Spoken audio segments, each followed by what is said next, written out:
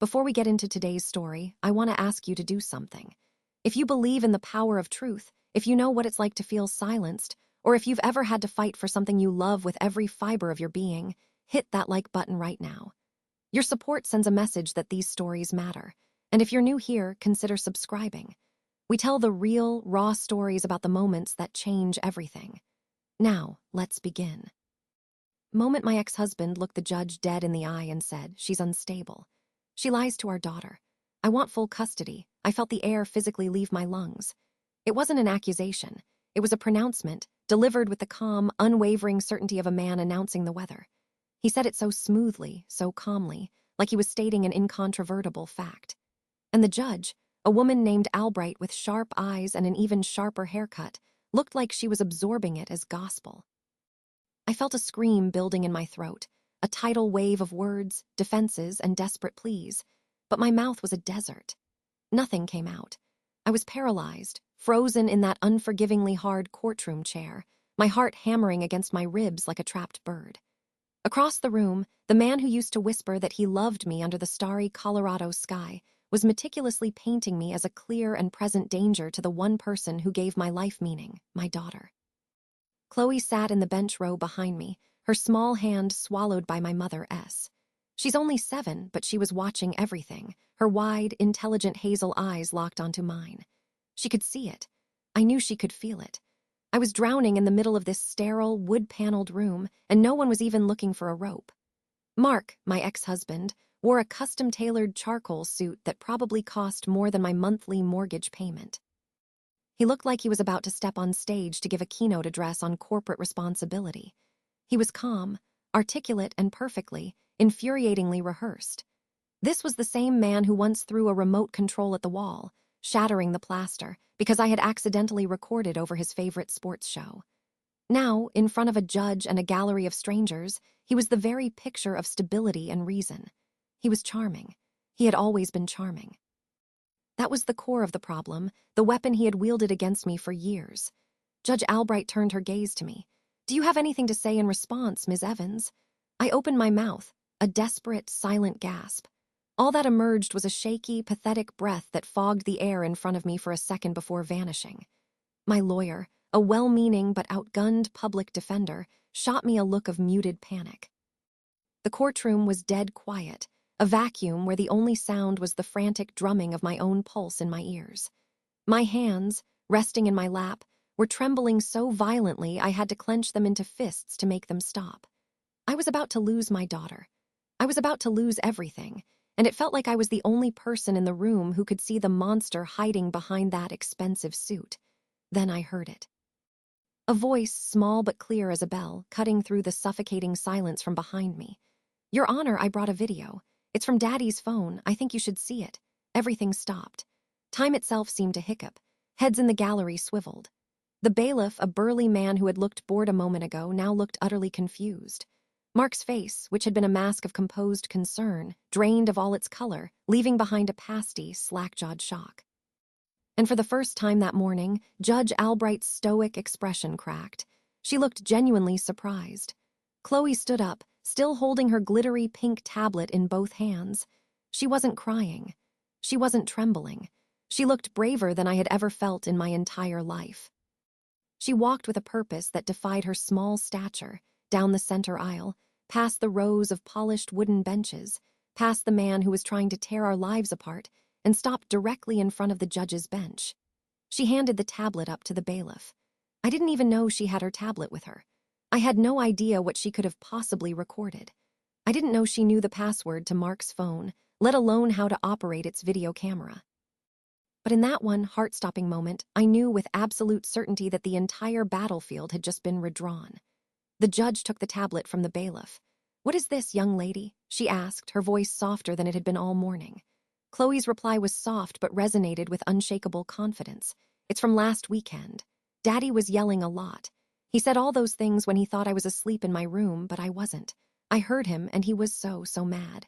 I thought if you didn't believe Mommy, maybe you'd believe him." My heart didn't just crack open. It shattered into a million pieces of awe and pain. My daughter, my sweet, quiet 7-year-old girl, had done the one thing I couldn't. She had stood up. She had spoken the truth. And suddenly the courtroom, the very place designed to make me feel small and powerless, belonged to her. Before the courtroom, before the charcoal suit and the deafening silence and the judge's cold, assessing eyes, before the video that was about to change everything, there was just us. Me and Chloe. Our life wasn't glamorous. We lived in a modest 2-bedroom condo in Denver's Wash Park neighborhood. It had one bathroom we both had to share, an ancient furnace that clanked like a ghost in chains during the winter, and the kind of creaky hardwood floors that announced your every move after 10 p.m., but Chloe loved it. She called it our castle.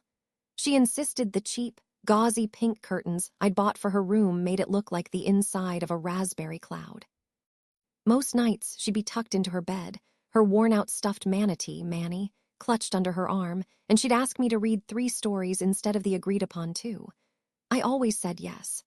I worked from home as a freelance web developer, a job that was demanding and precarious, but it paid the bills. I pulled in about $65,000 a year, which in Denver meant we were comfortable but far from wealthy. My mom, Brenda, lived a few miles away in an older part of the city and was my lifeline. She'd watch Chloe when I was buried under a tight deadline, showing up with her signature green chili casserole, scrubbing my bathtub when she thought I wasn't looking, and telling me in her no-nonsense way, "You're doing better than you think, Sarah." And for a while, I tried my best to believe her. Chloe was a special kid. At 7, she was preternaturally smart, soft-hearted, and observant in a way that often made other adults squirm. She asked the kind of questions that forced you to confront uncomfortable truths, that made you think twice before offering a simple, placating lie. Why do people say things they do mean? Why does Daddy look happy on the outside, but sound angry on the inside? One night, she found me crying silently over the kitchen sink, overwhelmed by a pile of bills and a threatening email from Mark's lawyer. She didn't say a word. She just went to her room, came back with her favorite fuzzy blanket, and wrapped it around my shoulders before giving me a tight hug. That was the kind of child she was. Our most sacred ritual was the honesty box. It was a simple shoebox I decorated with glitter and stars after Mark and I first separated. I told her that any time she had a question, a worry, or something confusing or scary she wanted to talk about, she could write it down on a slip of paper and put it in the box. Every Sunday night, we'd sit together and read one note. Some were silly. Why do dogs sniff each other's butts? Others were like a knife to the heart. Will Daddy stop loving me if I don't want to go to his house? I always told her the truth, no matter how much it pained me. I told her his love shouldn't have conditions, and that no matter what, my love for her was absolute and unconditional. The divorce had been a war of attrition. Mark didn't want custody as much as he wanted to win. He wanted control. He agreed to a joint custody arrangement on paper, but in practice, it was his way of maintaining a foothold in my life, a way to continue his campaign of psychological torment. He questioned every single parenting decision I made. He criticized the organic groceries I bought as a waste of money, then complained if I bought the cheaper, processed options. He'd berate me if I was 3 minutes late for a pickup, and during his weekends, Chloe would come home to me withdrawn, anxious, and quiet. Sometimes she wouldn't speak more than a few words to me until Tuesday morning, the shadow of her time with him still clinging to her. I tried to bring it up in our mandated co-parenting counseling sessions, but Mark knew how to perform. He was a former star college quarterback turned senior vice president of sales at a major downtown tech firm. He made well over $400,000 a year, lived in a sprawling modern house in the wealthy enclave of Cherry Creek, and had a knack for making everyone feel like they were his best friend. He wore his confidence and success like a bespoke suit. In public, he was all charismatic smiles and backpats. In private, the mask would slip.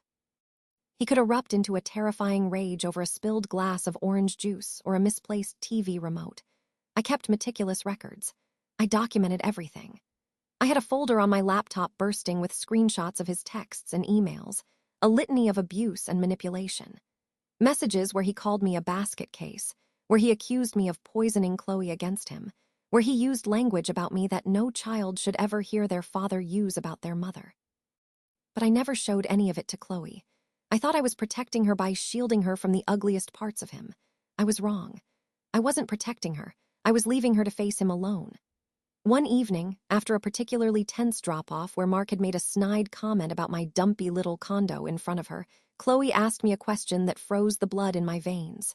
"Mommy, do you ever get scared of Daddy?" I hesitated for just a second too long. She looked down at her bowl of macaroni and cheese and whispered, "I do. But I think I'm not supposed to say that." That night, sleep was impossible. I lay in bed, staring at the shadows on the ceiling, the weight of my failure pressing down on me. I had tried so hard to keep the peace, to de-escalate, to be the bigger person. But in doing so, had I taught my daughter that her fear wasn't valid, that she should swallow her own terror to accommodate an adult's anger? A few weeks later, the official papers arrived. Mark was filing for full sole custody. His motion was a masterpiece of fiction. He claimed I was emotionally damaging Chloe, that I was alienating her from him with lies, that my freelance career was unstable and I couldn't provide a secure environment. His lawyer, a shark in a $1,000 suit, had submitted declarations from Mark's concerned friends and family, painting me as erratic, unreliable, and mentally unfit. When I read those documents, my hands shook so badly I dropped them on the floor. I had to sit on the carpet, my back against the wall, just to breathe. My mom, Brenda, sat beside me, took my trembling wrist in her firm hand and said, "You have the truth, Sarah. That's always enough." I wanted so desperately to believe her, but I knew that in a courtroom, the truth isn't always loud. It's a quiet, fragile thing that can be easily buried under an avalanche of polished lies, legal maneuvering, and strategic character assassination. My own lawyer had cautioned me, "Don't get emotional. Don't react. Don't speak unless you're spoken to. Don't give them any ammunition." But inside, a silent scream was clawing its way up my throat. Chloe saw it all. She saw every tear I tried to blink away. She heard every time I whispered, "It's all going to be okay, honey," even when my voice cracked with the lie. I didn't know she was watching that closely. I didn't know she was listening to his rants from behind her bedroom door. I didn't know my 7-year-old daughter was formulating a plan. She was just a little girl. But somehow, she understood the one thing that the adults had forgotten. She knew the truth mattered, but only if you could make people see it. The custody hearing was scheduled for a Monday morning at the Jefferson County Courthouse. I barely slept the night before. Chloe had finally fallen asleep in her bed, clutching Manny the manatee, and I sat on the floor beside her until the first hints of dawn bled into the sky, just watching the gentle rise and fall of her chest. My own chest felt like it had a cement block on it. This wasn't just a legal proceeding. This was a fight for her life as she knew it, a fight for the little world I had poured every last ounce of myself into building and protecting. That morning, Brenda came with us. She wore her favorite turquoise scarf, the one she called her courage scarf. I think she knew I was running on empty. Chloe wore a simple blue dress with little yellow sunflowers on it. She carefully packed her schoolwork and her pink tablet into her backpack, just like any other day. She was quiet in the car, just humming a little tune I didn't recognize as she watched the Denver skyline recede in the rearview mirror. When we walked into the courthouse, a grand, imposing building that felt designed to intimidate, Mark was already there. He was standing with his lawyer, looking confident and relaxed. He wore the same charcoal suit, and for a horrible, surreal moment, I remembered him wearing it to my grandfather's funeral, where he had charmed all my relatives with his somber, supportive act. This time there was no warmth behind his smile, only cold, hard calculation. He turned and saw us. He looked at me, then at Chloe. He smiled and gave a little wave, as if we were all just meeting for a pleasant brunch.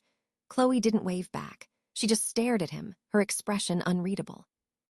The courtroom felt like a theater set for a tragedy. Everything was polished wood and cold marble. My name was on the docket, Mark's too. But the person on trial wasn't just me. It was the twisted, broken version of me that he had so skillfully created on paper. When Judge Albright entered, the room snapped to a tense, formal silence. She was tall, probably in her mid-50s, with an air of no-nonsense authority. She looked directly at Mark's attorney and said, "You may begin." His lawyer launched into his narrative immediately. He described Mark as a pillar of stability, a concerned father fighting to save his child. He brought up Mark's prestigious job, his immaculate home in Cherry Creek, his tireless efforts to shield Chloe from her mother's supposed emotional unpredictability. He presented text messages between Mark and me, stripped of all context and twisted into weapons. In one, a message where I had told Mark I was feeling overwhelmed and exhausted after a bout of the flu was framed as proof of my mental instability. Another, where I had begged him to please stop yelling at me on the phone, was twisted into a claim that I was controlling and trying to manipulate him. I had to sit there in silence while the person I had once built a life with systematically dismantled my character, turning every moment of vulnerability I had ever shown him into a piece of evidence against me. When it was his turn to speak, Mark added his own performance. "She's not well, Your Honor," he said, his voice dripping with faux compassion. "She tells our daughter I'm the bad guy. She confuses her. She's making Chloe afraid of me for no reason. I don't want to do this. I'm not doing this out of spite. I'm doing this to protect my daughter. Protect her." The word hit me like a physical blow. Judge Albright's gaze fell upon me. "Ms. Evans, do you have a response?" I opened my mouth, but the words were trapped somewhere between my heart and my throat, pounding to be let out, but my voice had abandoned me. My heart was a frantic drum solo. My tongue felt thick and useless. All I could manage to do was glance back at Chloe, who was sitting on the bench, her little legs swinging back and forth. She gave me a look I will never forget. It was full of worry for me, but it wasn't a look of fear. It was a look of resolve. My attorney cleared his throat and offered a weak, prepackaged response about my emotional resilience and how being overwhelmed is a natural part of being a single parent. It was pitiful.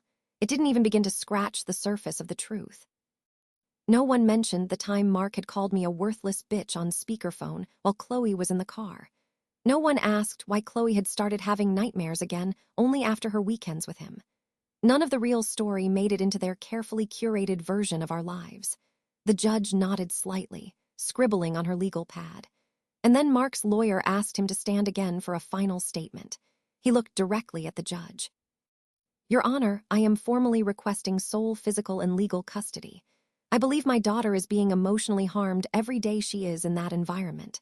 I don't think shared custody is in her best interest anymore." I felt the walls of the room physically closing in. My breath came in short, sharp gasps. My knuckles were white from clenching the arms of my chair. I looked at Chloe again, a silent, desperate apology in my eyes. I didn't know how to protect her from what was happening right in front of her. And that's when it happened. That's when Chloe let go of my mom's hand, slid off the bench, and walked forward. She didn't ask for permission. She didn't hesitate. "Your Honor," she said, her voice piercing the heavy silence. "I brought a video. It's from Daddy's phone. I think you should see it." The room fell utterly still. Mark's face went completely blank with shock. My mom gasped. I twisted in my seat, my eyes wide with disbelief. My little girl in her sunflower dress stood there with her shoulders squared, her voice as steady as a rock. Judge Albright stared down at her. "Excuse me." Chloe held her pink tablet up a little higher like a sacred offering. "It's from last weekend." He didn't know I was awake, but I was. I heard what he said on the phone, and I thought it might be important. No one spoke. Not Mark, not his lawyer, not my lawyer, not the judge. And for the first time since this whole nightmare began, I felt a tremor in the foundation of Mark's lies. A crack of light was breaking through. Chloe had brought more than just a video into that courtroom. She had brought the unvarnished truth, and its power was a palpable thing that everyone in that room could suddenly feel. Chloe stood in the center of that intimidating courtroom, holding her glittery tablet like it was a shield and a sword all in one. Her sunflower dress suddenly looked a size too big, the hem grazing her knees, but she didn't fidget. She didn't look back at me or my mother for reassurance. She stood there alone, a 7-year-old warrior facing the highest authority in the room. "I brought a video from Daddy's phone," she said again, her voice unwavering. "I think you should see it." Judge Albright's eyes flicked from Chloe to the bailiff. "Bring the device to me," she commanded. Chloe walked the few remaining steps and handed her tablet to the bailiff, who then passed it up to the judge's bench. The silence in the room stretched taut, thin and fragile, threatening to snap. Mark's jaw was clenched so tight I could see the muscles twitching in his cheek. His perfectly composed mask was gone, replaced by a rigid, waxy pallor. His lawyer leaned in, whispering something fast and panicked, but Mark didn't seem to hear him. He was staring at the tablet in the judge's hands as if it were a bomb. The judge turned the screen toward herself, her expression unreadable, and tapped the play button. For a moment there was nothing but the ambient sound of a quiet house at night, the distant hum of a refrigerator, the faint sound of traffic far away. Then came his voice. It wasn't the smooth, compassionate, and controlled tone he had used just minutes earlier. This was the real Mark. It was loud, harsh, and dripping with a venom that made my stomach clench. It was unmistakably him on the phone with what sounded like one of his friends.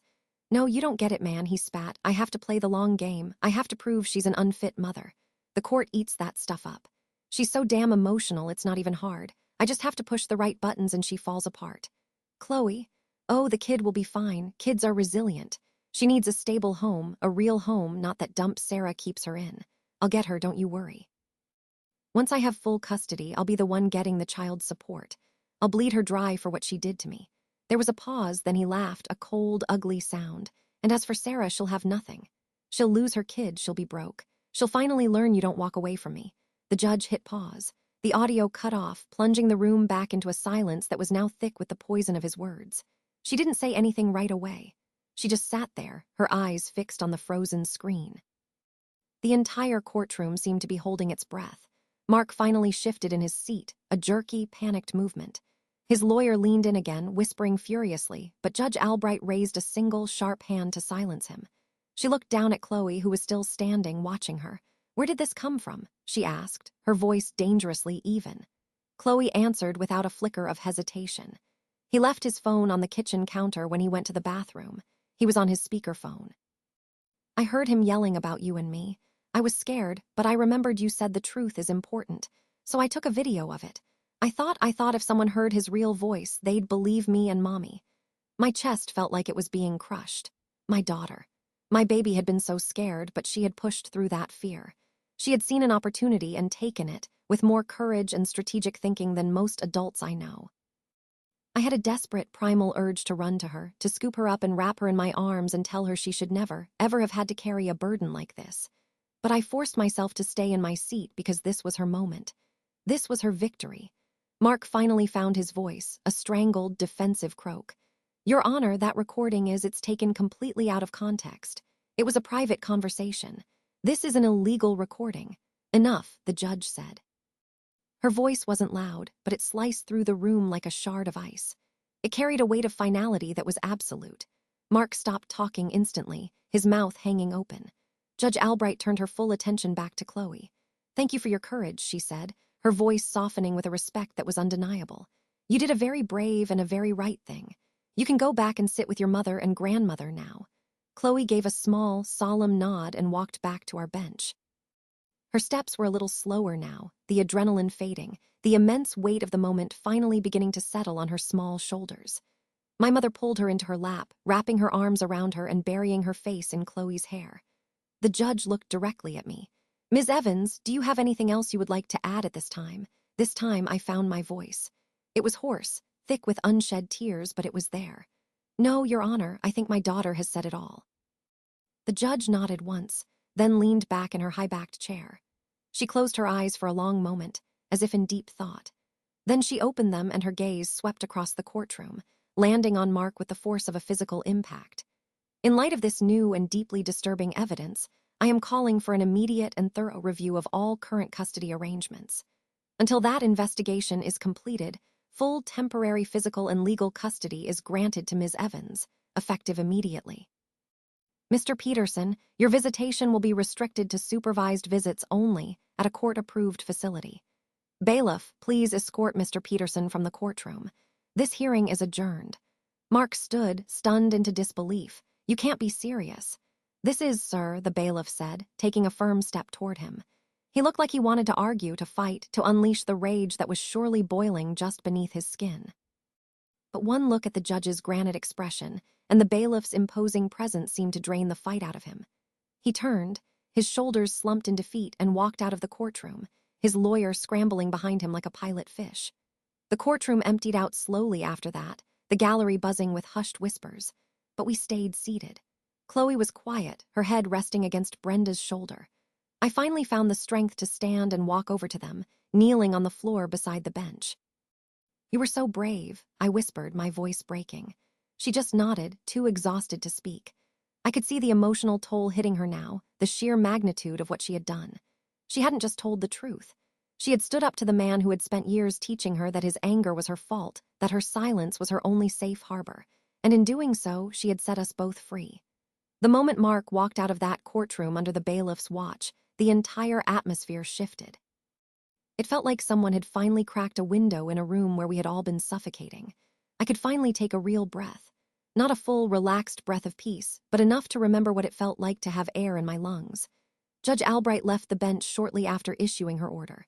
Her expression never changed, but when she looked at Chloe as she passed, I saw something different in her eyes.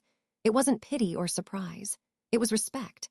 A quiet, profound recognition of strength. As we walked out of the courtroom, people watched us. A few glanced away quickly, ashamed or uncomfortable.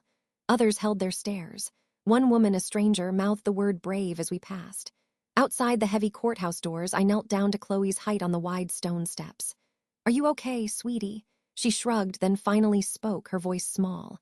"I didn't want to do it, Mommy, but I had to." "I know," I said, my throat tight. "I am so proud of you.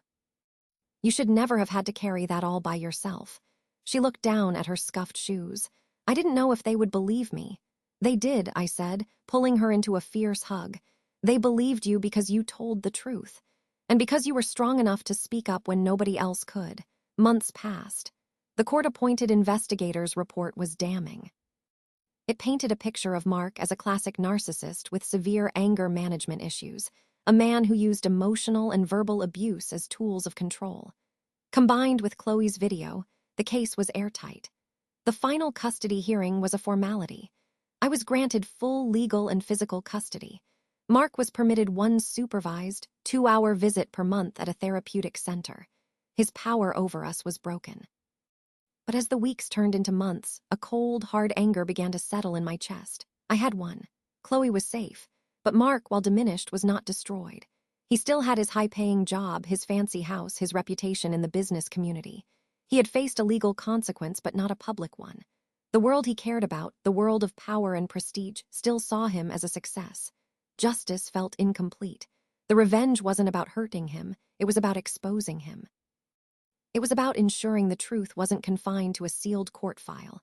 It was about protecting the next woman he would inevitably try to charm and destroy. My lawyer had mentioned offhandedly that court evidence, once presented, can become part of the public record, accessible to those who know how to look. An idea, dangerous and sharp, began to form in my mind. I spent a week wrestling with it. Was this stooping to his level, or was this the final, necessary act of a war he had started? I looked at Chloe, drawing a picture at the kitchen table, a picture of a sun shining over a little house with smiling stick figures. She was free, but the man who had terrorized her was still walking around with his reputation intact. I made my decision. I did my research and found an investigative journalist at a Denver news outlet, a woman named Jessica, Riley, known for her tenacious reporting on corporate culture and executive misconduct. I didn't call her. I didn't use my name. I created an anonymous email account. The message was short and to the point. It read, "For your next story on toxic leadership, you might want to look into the recent family court case of Mark Peterson, SVP of Sales at Tech Solutions. Case file is public record at the Jefferson County Courthouse. The evidence presented, particularly a video recording, might be of interest to your readers and his company's shareholders." I hit send, and my heart hammered in my chest. 2 weeks later, the story broke. It was the front-page feature of the Sunday paper's business section. JESSICA Riley, tech exec's shocking custody battle exposes abusive behavior. The article was brutal and factual. It detailed the accusations, quoted the investigator's report, and most devastatingly, described the contents of the video Chloe had recorded. It didn't take long for the online version to go viral. It was shared all over LinkedIn, Twitter, and local Denver forums. The fallout was swift and spectacular. Mark's company, Tech Solutions, immediately placed him on administrative leave, citing their zero-tolerance policy for conduct that does not align with their corporate values. A week after that, they announced his termination, referencing a morality clause in his executive contract. His carefully curated world of influence and respect evaporated overnight. Friends stopped returning his calls. The invitations to galas and charity golf tournaments dried up. He was a pariah, brought down not by a complex legal strategy, but by his own ugly words, recorded by the 7-year-old daughter he had so arrogantly underestimated. That evening, Chloe and I were at our favorite little diner, the one with the bright red booths. She was meticulously building a mountain out of her French fries. She looked up at me and asked, Is it all over now, Mommy? I looked at my daughter, my hero, my brave little warrior. The legal battle was over. The public reckoning was complete. The fear was gone. I smiled, a real, genuine smile that reached my eyes for the first time in years. Yes, honey, I said, it's over. We won. I tell this story not for pity or for praise, but as a testament. A testament to the fact that sometimes the smallest voice can carry the most powerful truth. I used to think being a good mother meant being a perfect shield. Now I know it means teaching your child how to be their own sword. My daughter didn't just save me that day. She taught me what true courage looks like. It's not the absence of fear, it's acting in spite of it. And that is a lesson I will carry with me for the rest of my life. If you're still here, thank you for listening to our story. It wasn't an easy one to tell, but I believe with all my heart that stories like this need to be heard. Somewhere out there, another mother is sitting in silence, terrified, thinking no one will ever believe her. Maybe she just needed to hear this today. If our story moved you, please do me a favor and hit that like button, share it with someone you think might need to hear it, and leave a comment below. I read every single one, and your words of support mean more than you will ever know. And if you want to hear more real stories about survival, courage, and the fight for truth, subscribe to the channel and turn on those notifications. There is so much more to come. Thank you again for being here. Stay brave, stay kind, and never, ever forget that your truth matters.